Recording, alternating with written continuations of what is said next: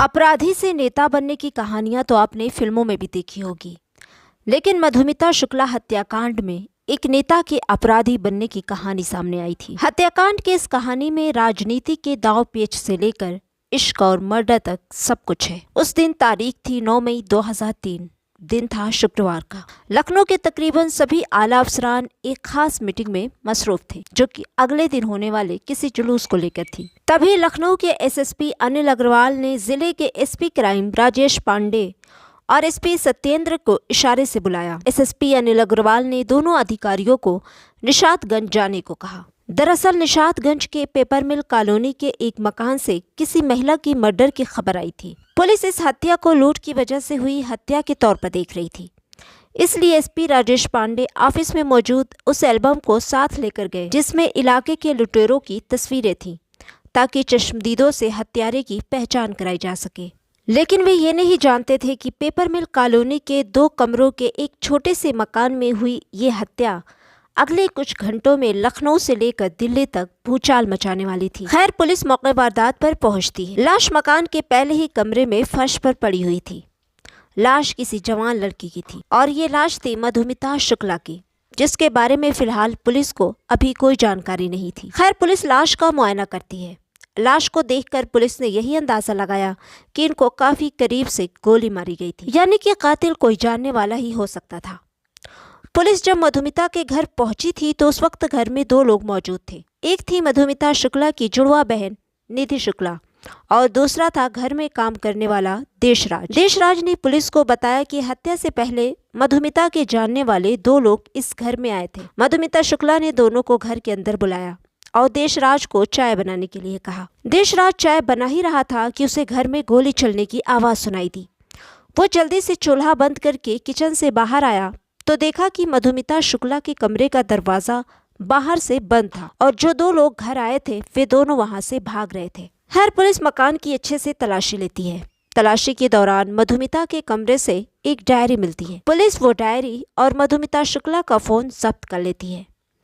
निधि शुक्ला ने पुलिस को बताया कि उनकी बहन एक कवयित्री थी। अब तक पुलिस इस हत्या को अपराध की एक घटना की तरह ही ले रही थी, लेकिन जब पुलिस ने मधुमिता शुक्ला के मोबाइल फोन को खंगाला तो फोन में मौजूद नंबर देखकर चौंक गई। नंबर और मैसेज को देखकर पुलिस को ये समझ में आने लगा कि ये कोई मामूली शायरा नहीं थी और शायद ये केस भी उतना मामूली नहीं था जितना पुलिस समझ रही थी। फोन में कई बड़ी राजनीतिक हस्तियों, मंत्रियों, सांसदों और विधायकों के नंबर सेव थे।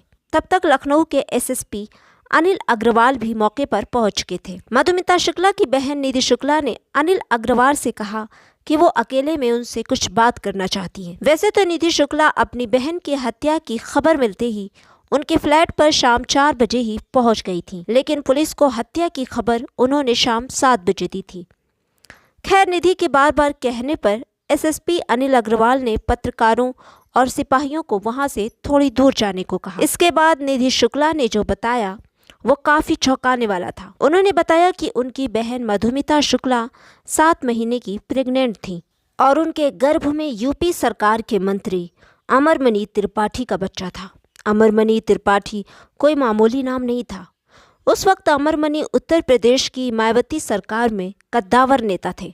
इससे पहले वो साल 1997 से 2000 के बीच उत्तर प्रदेश में बीजेपी के शासन के दौरान कल्याण सिंह, राम प्रकाश गुप्ता और राजनाथ सिंह की सरकार में भी मंत्री रह चुके थे। अब चूंकि निधि शुक्ला के मुताबिक ये मामला अमरमणि त्रिपाठी से जुड़ा था, इसलिए पुलिस इस मामले में पूरी सावधानी बरत रही थी।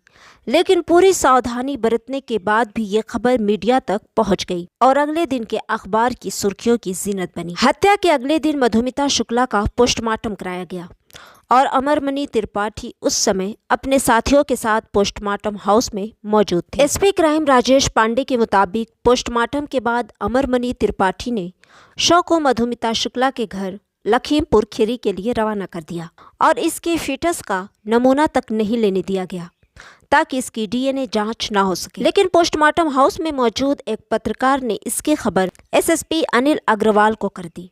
इसके बाद अनिल अग्रवाल के आदेश पर शव को वापस लाने को कहा गया। उस वक्त तक मधुमिता शुक्ला के परिवार वाले शव लेकर लखनऊ से करीब 110 किलोमीटर दूर हर गांव पहुंच चुके थे। वहां से मधुमिता शुक्ला का घर महज 25 किलोमीटर की दूरी पर था। खैर शौक को वापस लखनऊ लाया गया और फेटस का डीएनए सैंपल लेकर उसकी सेफ्टी की पूरी व्यवस्था की गई। इसी दौरान अमरमणि त्रिपाठी ने इस मामले में खुद को फंसाने का इल्जाम लगाया। अब चूंकि मामला एक मंत्री का था, इसलिए सरकार ने लखनऊ के एसपी क्राइम राजेश पांडे का तबादला जालौन कर दिया और उन्हें तत्काल बॉर्डर पुलिस ज्वाइन करने का आदेश दिया गया। इसके बाद इस मामले की जांच सीआईडी को दे दी गई। लेकिन जब सीआईडी के 2 ऑफिसर पूछताछ के लिए अमरमणि त्रिपाठी के घर पहुंच गए तो उन्हें भी राज्य सरकार ने निलंबित कर दिया। राज्य सरकार की इस तरह की कार्रवाई बताती है कि उस वक्त अमरमणि त्रिपाठी का राजनीतिक कद कितना बड़ा था। सरकार के इस तरह के फैसले से ये मामला न्यूज़ चैनलों और अखबारों की बड़ी खबर बन गया। फिर क्या था, सरकार पर दबाव बढ़ने लगा। इस दबाव और मधुमिता शुक्ला की बहन निधि शुक्ला की मांग पर 1 हफ्ते बाद इस मामले को सीबीआई को सौंप दिया गया। इसके बाद 17 मई 2003 को सीबीआई की टीम ने इसकी जांच भी शुरू कर दी। सीबीआई ने यह जांच अपने एक अधिकारी राजा बालाजी को सौंपी थी। निधि शुक्ला का दावा है कि ये मामला सीबीआई को उस समय के पीएम अटल बिहारी वाजपेयी जी के कहने पर सौंपा गया था। निधि शुक्ला के मुताबिक अपनी बहन को इंसाफ दिलाने के लिए जब वो पीएम अटल बिहारी वाजपेयी जी से मिली थी तो उन्होंने उनको बताया था और किसी विदेशी अधिकारी ने अखबारों में इस खबर को देखकर उनसे पूछा था कि आपके देश में ये क्या हो रहा है। और शायद यही वजह थी कि उन्होंने भारत में एक वरिष्ठ नेता को फ़ोन करके कहा था कि मेरे देश लौटने तक ये मामला सीबीआई के पास होना चाहिए। दूसरी तरफ इस मामले की गंभीरता को देखते हुए मायावती जी ने अमरमणि त्रिपाठी को अपने मंत्रिमंडल से बर्खास्त कर दिया। इस केस पर आगे बात करें इससे पहले आइए थोड़ी सी नजर डाल लेते हैं मधुमिता शुक्ला की जिंदगी पर। मधुमिता शुक्ला मूल रूप से लखीमपुर खीरी की रहने वाली थी। 16 साल की उम्र से ही मंच पर कविता, तीखे व्यंग और राजनीतिक टिप्पणी की वजह से लोग उन्हें खूब पसंद करते थे। इसी दौरान साल 2000 के आसपास दिल्ली में एक कवि सम्मेलन में मधुमिता की मुलाकात अमरमणि त्रिपाठी की मां सावित्री मणि और उनकी 2 बेटियों से होती है। इसके बाद सावित्री मणि कई बार मधुमिता से मिलने उनके घर भी आई थी। धीरे धीरे उनके बीच अच्छे रिश्ते हो गए। एक बार मधुमिता भी उनके घर गई थी, तभी अमरमणि त्रिपाठी से उनकी पहली मुलाकात होती है। अमरमणि त्रिपाठी ने मधुमिता से अपने भाषणों के लिए कुछ लाइनें लिखने को कहा और इस तरह से दोनों के बीच राब्ता शुरू हो गया। उसके बाद दोनों के बीच लगातार मुलाकात होने लगी और वे एक दूसरे के काफी करीब आ गए। और फिर एक दिन इसकी खबर अमरमणि की पत्नी मधुमणि को हो गई। जाहिर है इसके बाद दोनों पति पत्नी के बीच बहस और झगड़ा होने लगा। सीबीआई जांच में यह भी पता चला था कि एक बार मधुमणि त्रिपाठी मधुमिता के घर भी गई थी और दोनों के बीच काफी झगड़ा हुआ था।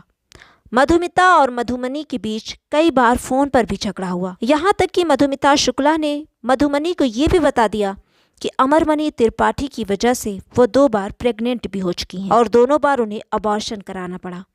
पुलिस के मुताबिक जब मधुमिता शुक्ला तीसरी बार प्रेग्नेंट हुई तो मधुमणि त्रिपाठी अपने करीबियों के जरिए मधुमिता की हत्या की प्लानिंग करने लगी और वजह ये थी कि मधुमिता तीसरी बार अबॉर्शन कराने को तैयार नहीं थी। इसी बीच अमरमणि को भी इस साजिश का पता चल गया कि मधुमणि मधुमिता की हत्या की प्लानिंग कर रही है। फिर क्या था, वे भी इस साजिश में शामिल हो गए क्योंकि उनके लिए मधुमिता तो सिर्फ एक खिलौना की तरह थी। इस्तेमाल किया और फेंक दिया। जिस दिन मधुमिता की हत्या हुई उस दिन उनकी उम्र 19 साल 1 महीना 6 दिन थी। वो उम्र की उस दौर में थी जहां आसानी से उन्हें शिकार बनाया जा सकता था। अमरमणि त्रिपाठी ने मधुमिता की मासूमियत का फायदा उठाकर अपने जाल में पूरी तरह फंसाने की कोशिश की, जिसमें वो कामयाब भी हुए। अमरमणि त्रिपाठी ने अपने तरीके से इस केस को दबाने की और पुलिस को उलझाने की पूरी कोशिश की। ये भी साबित करने की कोशिश की गई कि मधुमिता शुक्ला की शादी आईआईटी कानपुर के एक स्टूडेंट से नवंबर 2002 में ही हो गई थी। इसके लिए कॉलेज हॉस्टल के एक स्टूडेंट को अगवा कर उसे गवाह बनाने तक की कोशिश की गई। साथ ही इसे साबित करने के लिए मधुमिता का फर्जी कॉल डिटेल भी सीबीआई को सौंपने की कोशिश की गई। दरअसल आईआईटी में एक कवि सम्मेलन के आयोजन के सिलसिले में एक छात्र की मधुमिता से कई बार कॉल पर बात हुई थी। यही नहीं, इसके लिए शादी कराने वाला एक पंडित और एक नाई तक को तैयार कर उन्हें गवाह बनाने की कोशिश की गई थी। अमरमणि त्रिपाठी कुछ भी मैनेज करने में माहिर आदमी थे। खैर, डीएनए जांच के बाद सीबीआई ने इस मामले में सितंबर 2003 में अमरमणि त्रिपाठी को गिरफ्तार कर लिया। लेकिन गिरफ्तारी के कुछ हफ्ते के बाद ही अमरमणि को इलाहाबाद हाई कोर्ट से जमानत मिल गई। इस बारे में निधि शुक्ला कहती हैं कि हमारे गवाहों को डराया धमकाया गया, हमारे 3 गवाह बुरी तरह टूट गए। यहाँ तक कि गवाहों ने कहा कि इतनी धमकी मिल रही है तो आप जिंदा कैसे हैं। मैं बात समझ गई और केस को दूसरे राज्य में ट्रांसफर कराने सुप्रीम कोर्ट पहुंच गई। इसके बाद सुप्रीम कोर्ट ने अमरमणि की जमानत रद्द कर दी और सुप्रीम कोर्ट के आदेश पर यह केस उत्तराखंड ट्रांसफर कर दिया गया। और आखिरकार 4 साल बाद देहरादून सीबीआई कोर्ट ने 24 अक्टूबर 2007 को अमरमणि, मधुमणि त्रिपाठी, रोहित चतुर्वेदी और संजय राय समेत 6 लोगों को दोषी पाया। कोर्ट ने हत्या में शामिल अमरमणि त्रिपाठी और मधुमणि त्रिपाठी को उम्र कैद की सजा सुनाई। बाद में दोनों ने नैनीताल हाई कोर्ट और फिर सुप्रीम कोर्ट में सजा के खिलाफ अपील की, मगर इन दोनों अदालतों ने भी उम्र कैद की सजा बरकरार रखी। अब कानून के सारे रास्ते बंद हो चुके थे। यहीं से अमरमणि त्रिपाठी ने खुद और खुद की पत्नी के लिए सियासत के रास्ते एक खिड़की खोली। उसने अपनी राजनीतिक रसूख का इस्तेमाल करते हुए बड़े खामोशी से बाकी की सजा काटने के लिए राज्य और जेल दोनों का ही तबादला करवा लिया। 13 मार्च 2012 को अमरमणि त्रिपाठी हरिद्वार की रोशनाबाद जेल से गोरखपुर जेल पहुंच गए। मधुमणि पहले ही गोरखपुर पहुंच चुकी थी। गोरखपुर आते ही एक नया खेल शुरू हो गया। गोरखपुर आने से पहले दोनों मियाँ बीवी करीब 8 साल तक जेल में रहे, मगर कभी कोई बीमारी नहीं हुई। लेकिन 2012 में गोरखपुर आते ही वो बीमार पड़ना शुरू हो गए। गोरखपुर आने के साल भर बाद ही सबसे पहले मधुमणि 27 फरवरी 2013 को इलाज के नाम पर BRD हॉस्पिटल पहुंच गई। इसके 2 हफ्ते बाद 13 मार्च 2013 को अमरमणि त्रिपाठी भी उसी हॉस्पिटल पहुंच गए और तब से ही एक ऐसा इलाज शुरू हुआ जो रिहाई तक खत्म ही नहीं हुआ। यहाँ तक कि रिहाई का परवाना भी जेलर साहब हॉस्पिटल ही लेकर पहुंचे थे। देखा जाए तो पिछले 10 सालों में सिर्फ चंद ऐसे मौके आए जब दोनों हॉस्पिटल से जेल गए हों। ये चंद मौके भी कुल मिलाकर 16 महीने के थे, यानी कि बाकी के 8.5 साल दोनों जेल में नहीं बल्कि गोरखपुर के हॉस्पिटल में रहे। इसी हॉस्पिटल के प्राइवेट वार्ड का रूम नंबर 16 अमरमणि का ठिकाना रहा। और तो और 2019 में अमरमणि त्रिपाठी की बेटी की सगाई थी। सगाई दिल्ली में होनी थी। सगाई में शामिल होने के लिए कोर्ट ने अमरमणि त्रिपाठी को पैरोल देने से मना कर दिया, तो अमरमणि त्रिपाठी ने दूसरा रास्ता अपनाया। उसने डॉक्टरों से मिली भगत कर इलाज के नाम पर दिल्ली में एम्स हॉस्पिटल जाने का जुगाड़ कर लिया। 17 फरवरी 2019 को दिल्ली में उसकी बेटी की सगाई थी और उससे ठीक एक दिन पहले यानी कि 16 फरवरी को BRDO मेडिकल कॉलेज के डॉक्टरों ने अचानक बिगड़ी तबीयत का हवाला देकर उन्हें दिल्ली के एम्स हॉस्पिटल रेफर कर दिया। अब सवाल ये है कि आखिर मियाँ बीवी पिछले 10 सालों से 8.5 साल तक जेल के बजाय हॉस्पिटल में रहकर किस बीमारी का इलाज करा रहे थे? इसका जवाब आपको हैरान कर देगा, क्योंकि दोनों की सही बीमारी की जानकारी आज तक किसी को भी नहीं दी गई। यहाँ तक कि जब निधि शुक्ला ने मियाँ बीवी की बीमारी को लेकर कई बार कोर्ट में शिकायत की, इसके बाद अदालत ने मेडिकल कॉलेज प्रशासन से दोनों की बीमारी और इलाज की जानकारी मांगी, पर हॉस्पिटल ने कोर्ट को कोई भी जवाब नहीं भेजा।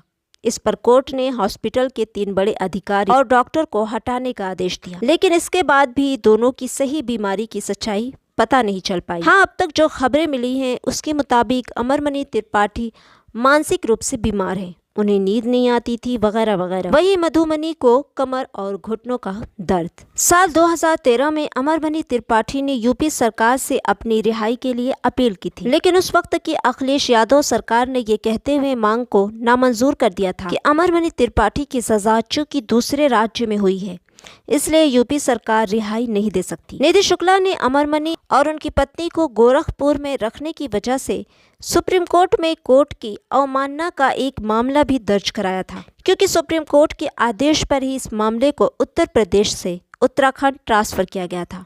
इसी बीच 2023 में ही निधि शुक्ला को ये खबर मिलती है कि राज्य सरकार अमरमणि त्रिपाठी और उनकी पत्नी को छोड़ने की योजना बना रही है। इस सिलसिले में वो कोर्ट भी गई, लेकिन कुछ हो पाता इससे पहले ही 24 अगस्त 2023 को राज्य सरकार ने अमरमणि त्रिपाठी को रिहा करने का फैसला कर लिया। दरअसल राज्य सरकार के पास ये अधिकार है कि उम्र कैद पाए हुए कैदियों ने अगर कम से कम 14 साल कैद की सजा काट ली है और इस दौरान उसका आचरण अच्छा है तो जांच और रिपोर्ट के आधार पर ऐसे कैदी को रिहाई दी जा सकती है। अब राज्य सरकार ने जो आदेश जारी किया था उसकी एक लाइन को जरा ध्यान से सुने, जहां लिखा था कि अमरमणि त्रिपाठी ने 22 नवंबर 2022 तक कुल 20 साल 1 महीना और 19 दिन जेल में काटे और जेल में उनके अच्छे आचरण को देखते हुए उन्हें रिहा किया जाए। खैर, राज्य सरकार के फैसले के बाद 25 अगस्त 2023 की सुबह अमरमणि त्रिपाठी और उनकी पत्नी मधुमणि त्रिपाठी को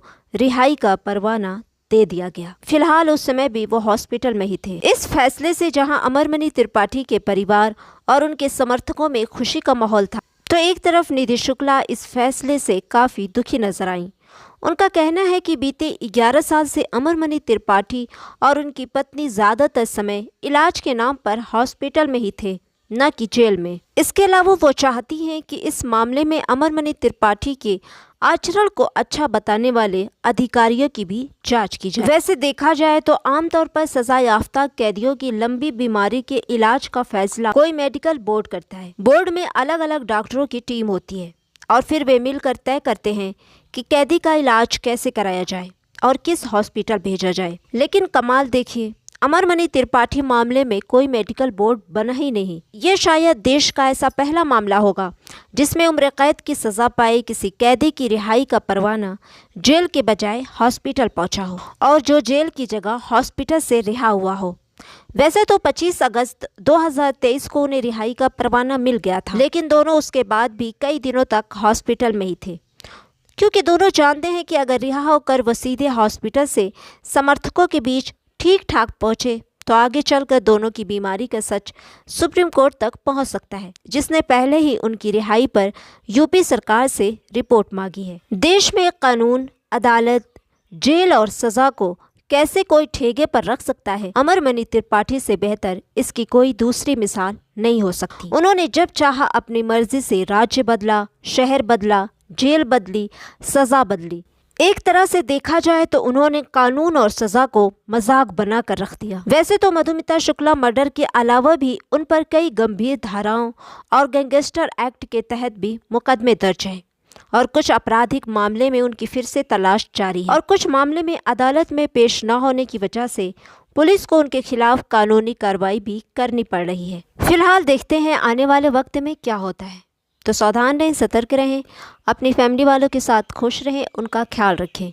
मिलती हूँ जल्द ही एक नई क्राइम स्टोरी के साथ। तब तक के लिए बाय बाय, टेक केयर। और जाते जाते एक रिक्वेस्ट, वीडियो को ज़्यादा से ज़्यादा शेयर कर दें, लाइक कर दें और अगर चैनल पर नए हैं तो सब्सक्राइब भी कर दें। शुक्रिया।